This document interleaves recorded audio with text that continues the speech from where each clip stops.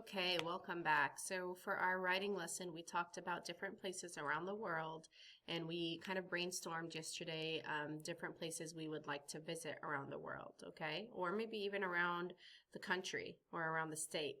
So what we're going to read, we're going to read Uncommon Traveler by Mary Kingsley in Africa.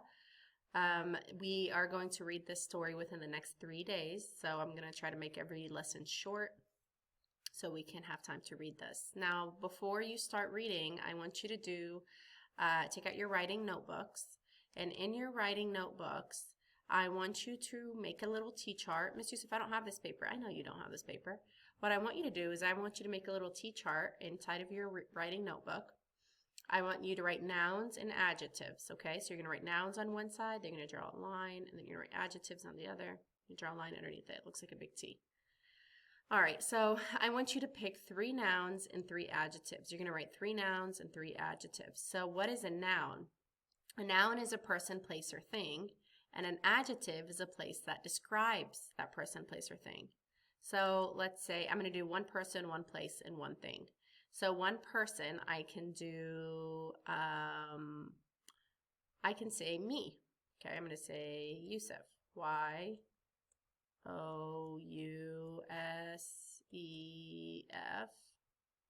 Okay, it's cursive. All right, and something about me, something that describes myself. Let's see, I am, I don't know, I'm tall. So then I'm going to write tall, T-A-L-L.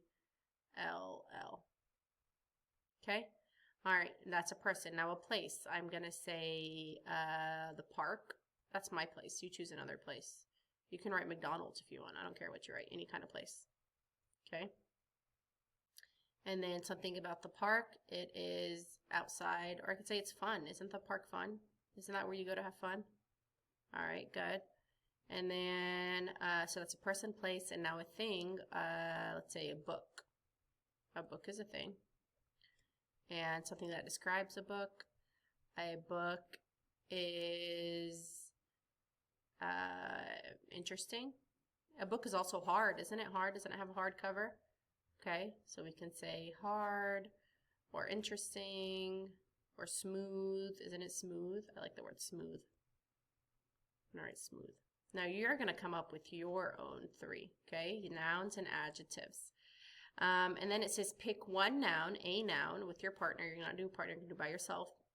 So you're going to use it in a sentence, that noun and an adjective. So you can say, so let's say you want to say Yusuf.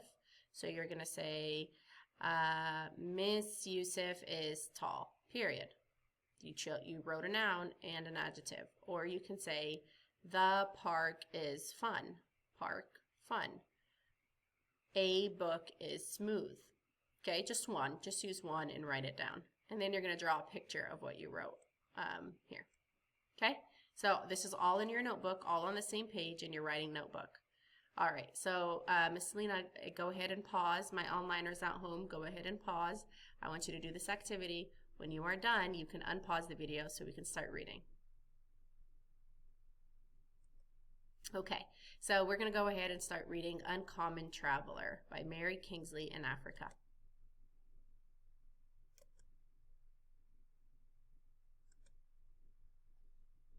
For Tyler, an uncommon brother. All right, let's start reading. In 1870, a small house stood on a lonely lane outside London, England. Bricks filled nearly all of the front windows. Shutters blocked the back windows. Vines choked the back wall. Gloom ruled the rooms. 8-year-old Mary Kingsley lived there. It was as if she lived alone. Who do you think Mary Kingsley is? The little girl standing there. Okay, let's keep reading. Her father, George, traveled the world seeking adventure. Her mother, also named Mary, was sickly and rarely left her bed. Her younger brother, Charles, was away at school. Mary didn't go to school and would never go to school. The whole of my childhood and youth was spent at home in the house and garden, she later said. The living outside world I saw little of. I felt out of place at the few parties I ever had the chance of going to, for I knew nothing of play and such things. Still, Mary was happy. I had a great, amusing world of my own, the books in Father's library. Novels and poetry books, science and history books, travel and adventure books. Books were her companions and teachers. So companions means friends. So the books were her friends and her teachers. It's kind of everything she knew. Her mom was always sick in bed, her dad was out traveling the world, and her brother was always in school. So it was just her. But there was a life beyond the library, and Mary was a dutiful daughter. She nursed her mother. She tidied the house. She helped her father during his few visits. George Kingsley wrote about his travels, and Mary happily uncovered facts he needed from her beloved library. She knew to be quiet and make little fuss, or risk George's temper and have a book thrown at her. Hold on. Who's George?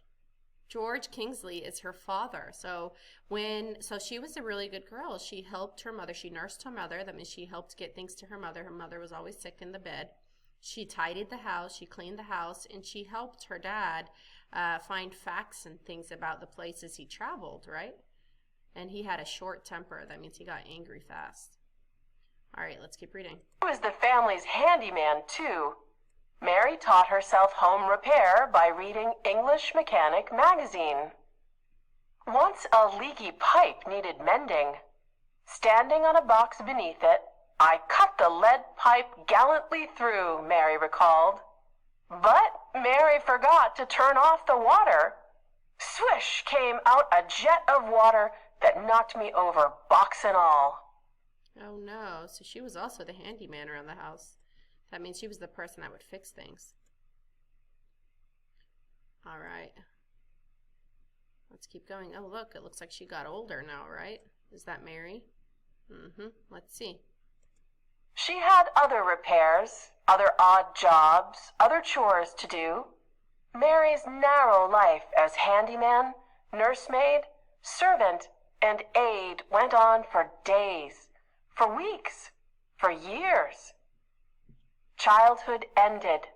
Youth disappeared. In 1892, her mother and father died. For the first time in her life, good daughter Mary Kingsley was free of her duties. She was 30 years old. So when her parents died, that means she didn't have to nurse after them. She didn't have to clean the house. She didn't have to take care of her mom anymore, or she didn't have to help her dad. So she felt like she was a servant. And now that all went away. She got older, youth disappeared, and now she was on her own. How old was she? She was 30. All right, I'm going to stop there. We're going to start reading the second part tomorrow, okay? That's all we're doing today for writing. All right, have fun. I'll see you later. Bye.